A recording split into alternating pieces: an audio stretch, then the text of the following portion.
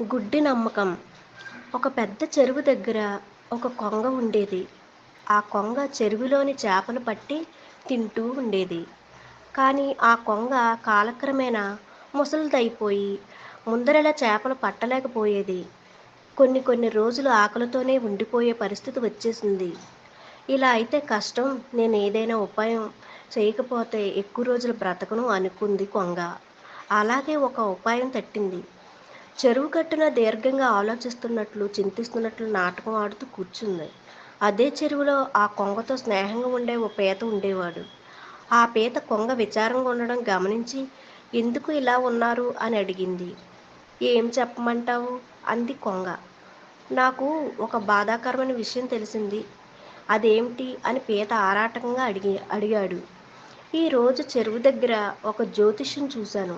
అయినా ఈ ప్రాంతంలో 12 సంవత్సరాలు వర్షం పడదని చెప్పారు. ఈ చెరువు ఎండిపోతుంది. మనం అందరం పోతాము. నాకు నా గురించి బెంగలేదు. నేను ఎలాగో ముసల్దాన్ని అయిపోయాను. కానీ మీరందరూ ఇంకా చిన్నవాళ్ళు. మిమ్మల్ని తలుచుకుంటే దుఃఖంగా ఉంది అంది కొంగ. పీత వెళ్ళి విషయం చేపలకు చెప్పాడు. చేపలన్నీ ఏడవడం మొదలెట్టాయి. అయ్యో! ఎలాగా మనం అందరం చచ్చిపోతామా? పక్క ప్రాంతంలో ఒక పెద్ద చెరువు ఉంది. కావాలంటే నేను మిమ్మల్ని అందరిని ఒక్కొక్కటిగా తీసుకువెళ్తాను అని కొంగ ప్రస్తావించింది.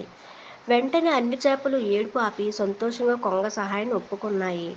అలా రోజు కొంగ ఒక చేపను పక్షి ముక్కులో పెట్టుకుని ఎగిరిపోయేది. కానీ వేరే చెరువు దగ్గరికి కాదు, కొంత దూరంలో కొన్ని బండల దగ్గర ఆగి చేపను చంపి తినేసేది. సాయంత్రానికి అలసిపోయినట్టు నాటకం ఆడుతూ మళ్ళీ ఇంటికి చేరేది. ఇలా కొన్ని రోజులు గడిచాయి. ఒకరోజు పీత, నన్ను తీసుకుని వెళ్ళవా, నాకు ప్రాణం కాపాడుకునే అవకాశం వస్తుంది అని కొంగను ప్రాధేయపడ్డాడు. కొంగ రోజు చేపలు తిని బోరు కొడుతుంది, ఈరోజు పీతను తినొచ్చు అనుకుని, దానిదేముంది, ఇవాళ నిన్నే తీసుకుని వెళ్తాను అంది. కానీ పీత చాలా పెద్దగా ఉన్నాడు, కొంగ పక్షి ముక్కులో పట్టడు. అందుకే పీత కొంగ వీపు మీద ఎక్కి కూర్చున్నాడు. ఇద్దరు ప్రయాణం మొదలెట్టారు. కొంతసేపటికి పీతకి అసహనం పట్టలేక, ఇంక ఎంత దూరం అని అడిగాడు. మూర్ఖుడా, నిన్ను ఏ చెరువు దగ్గరికి తీసుకుని వెళ్ళడం లేదు. నిన్ను ఆ చేపల్లాగా బండల దగ్గర తీసుకుని వెళ్ళి తినేస్తాను అని నవ్వుతూ కొంగ బదులు చెప్పింది. పీతకి పిచ్చ కోపం వచ్చింది. గట్టిగా కొంగ మెడను పంజాల్లో పట్టుకుని పీకను నొక్కి చంపేశాడు.